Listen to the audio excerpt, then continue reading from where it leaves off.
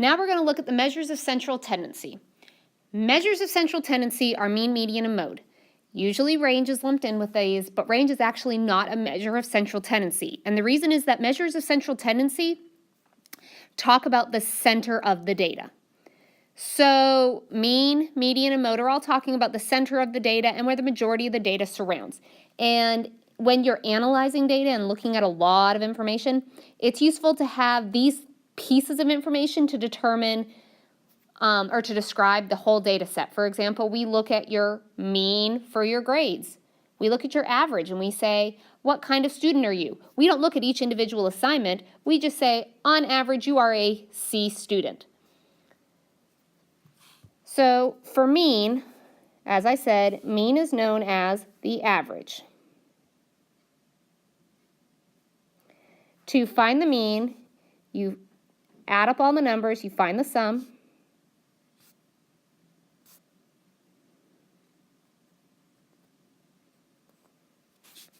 After you have added it up, meaning you have already hit enter on the calculator, then you divide by how many there are.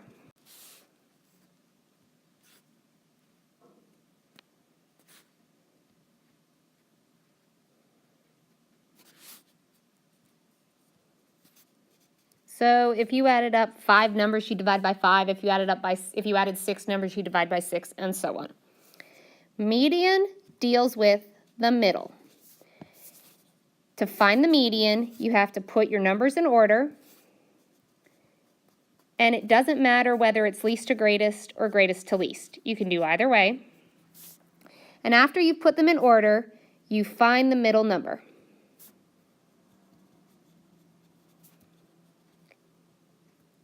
The thing to note that a lot of students struggle with is if there are 2 in the middle,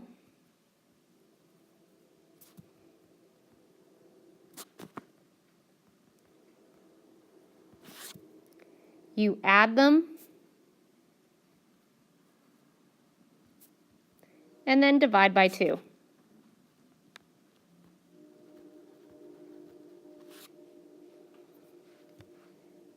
The third one is mode, and mode means most. Mode is going to be the number or numbers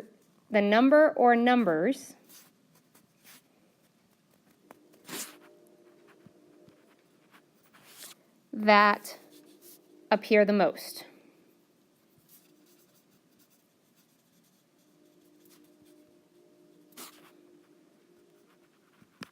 You can have one, more than one, or no mode. If it's no mode, none is fine to write, but 0 is not okay to write. And the reason you can't write 0 is because 0 is a digit, 0 to value. If you write 0, that's indicating that there is a 0 written the most in your data set. So do not put 0 to mean that there's no mode. If there is no mode, if there is not one number that appears more than the rest, you write no mode. You can also write none. Now outlier, and I apologize that I wrote so big, but outlier is a number that is significantly higher or lower than the rest.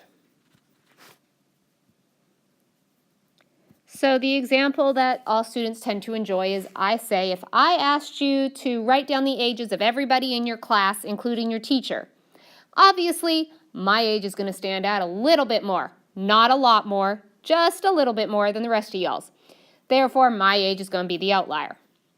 Now at the bottom of the page, you're going to notice the italicized poem, nursery rhyme, that I borrowed from a student who I had, and it goes like this. Hey diddle diddle, the median's the middle. Add and divide for the mean. The mode is the one that appears the most and ranges everything in between. So this is just a little poem to help you remember what each is. We'll get into range in a minute after we do some practice with mean, median, and mode. So we're going to do an example. We're going to do 2 examples with mean, median, and mode. And the thing I want you to please, please, please note is the work that I'm showing you here is going to be the work that I have, that is the expectation of work that I have going forward on assignments. So Shane bowled 6 games and his scores were 147, 134, 132, 157, 123, and 140. We want to find the measures of central tendency for this data set. So the first thing we're going to do is calculate the mean. So we add up 147, 134, 132, 157, 123, and 140, and that gives us a sum or a total of 833. I do not need to see you do the addition. Please use a calculator. And when we count it up, that's 6 numbers. So we're going to divide by 6. And we end up with approximately, because it's decimal that goes on and on forever and never ends, 138.83. Now, if you take a look at this, 138.83 is not really going to stand out in this set of data. It's going to be around the middle. It's going to be about what a lot of the numbers are. And if you look in the grand scheme of things, a lot of the numbers are close to this. So it doesn't really stand out as being significantly different. To find the median, we're going to put them in order, and I always go least to greatest, but you're more than welcome to do greatest to least. So the smallest number is 123, and if you want to cross them off as you do them, that's fine. Then 132, 134, 140, 147, and 157. So now that we've crossed them off, we're going to go through and find where the middle's at. So I always use check marks above. I put a check mark on the left and a check mark on the right. I come back to the left and go back to the right. Now at this point, I have 2 numbers, 134 and 140. And when I check those 2 off, I have no more numbers. This means our median is somewhere between 134 and 140. We find it by saying 134 plus 140, which equals 274. We then want to divide by 2, and that's going to equal 137. Notice that the mean and the median are pretty close. Again, 137, it is the middle of the data, and now you can really see that 138.8 repeated 3 is near the middle of the data. For the final answer, we're asked to find the mode, and in this case, the answer is no mode, because there is not one number repeated more than the rest. All of the numbers are repeated just once. The second example, the high temperatures for a 7-day week during December in Chicago were 29 degrees, 31 degrees, 28 degrees, 32 degrees, 29 degrees, 27 degrees, and 55 degrees. We are asked, is 33 degrees a good representation of the data? So first we're going to find mean. So we add up all those numbers, and we end up with 231. 29 plus 31 plus 28 plus 32 plus 29 plus 27 plus 55 gives us 231. There were 7 numbers, so we're going to divide by 7, and we get 33 degrees. So now we know where they came up with 33 degrees, because it's the mean. So we look at it and we say, well, a lot of the numbers are close to 33 degrees, but that 55 degrees really isn't close to 33 degrees. And when you're talking temperature in Chicago in the winter, there's a significant difference between 33 degrees, which is just above freezing, and 55 degrees, which is very nice, comfortable weather. For median, because we want to look at and see, well, we think it might be good, but let's go ahead and get a full picture. We put our numbers in order. So 27, 28, 29, and when we look, there are 2 29s, so we need to make sure we put both on the list. 31, 32, and 55. Some of you might be asking, why aren't we putting 33 on the list? And that's because 33 isn't part of the 7 temperatures. It's just wanting to know if 33 is the good representation. So we go through checking off left and right. And this time we ended up at 29. We ended up with a number that's directly in the middle. When you have an even number of numbers, like the first problem, we had 6 numbers and 6 is even, you're going to not end up with a direct median and you're going to have 2 in the middle. When you have an odd number of numbers like the second one, because we had 7 numbers, you will end up with a median in the middle. So the median in our case is 29. Now we're going to be asked to find the the mode.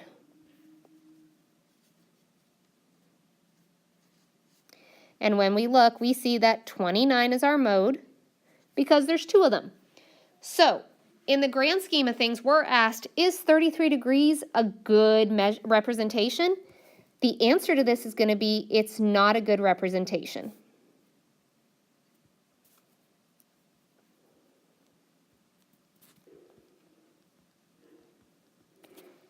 And if you just take a look at the numbers, 33 degrees is above most of the numbers. It's higher than the majority.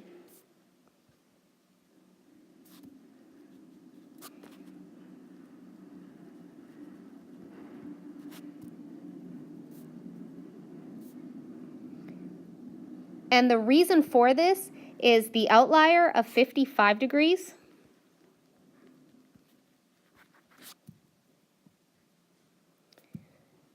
it increased the mean. So 55 is significantly higher. Think about temperature. Again, you have 5 temperatures below freezing, 1 temperature that is freezing literally, and 1 temperature that's 20 degrees, well, more than 20 degrees above freezing.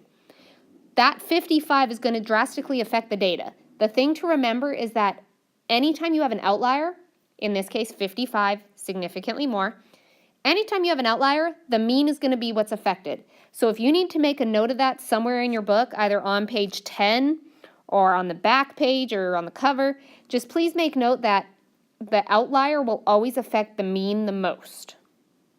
Median is rarely affected. Mode is rarely affected, if at all. However, mean will always be affected and it'll always be affected the most. The last thing we want to discuss is range, and range falls under what's called variability or variation. And because range doesn't talk about the center of the data, range refers to how far spread out it is. That's what variation is. How far spread out is the data? Now, there's 3 methods that are used to calculate variation: range, interquartile range, and mean absolute deviation. You'll learn about all 3 of these, or will at least refresh your memory on all 3 of these during this unit, but for right now we're going to focus just on range.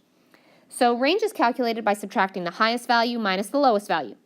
Most of the time it's grouped with measure of central tendency, but please remember that range is not a measure of central tendency. So these are super quick and easy to do.